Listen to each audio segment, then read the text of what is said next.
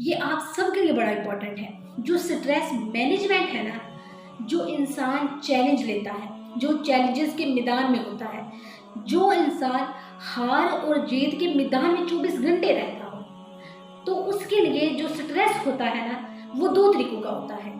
एक स्ट्रेस की मैनेजमेंट होती है एक्सरसाइज, लेकिन जो सबसे बड़ी स्ट्रेस मैनेजमेंट है वो नमाज है।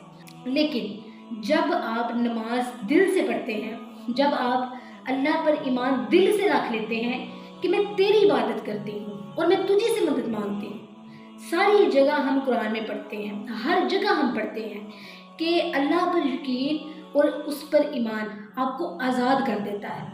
अल्लाह पर यकीन और उस पर ईमान आपको बड़ा इंसान बना देता है। अपने आप को अल्लाह के हवाले करना, अपने आप को अल्लाह के सुपुर्द करना, तो क्या होगा, आपकी स्ट्रेस कम हो जाएगी।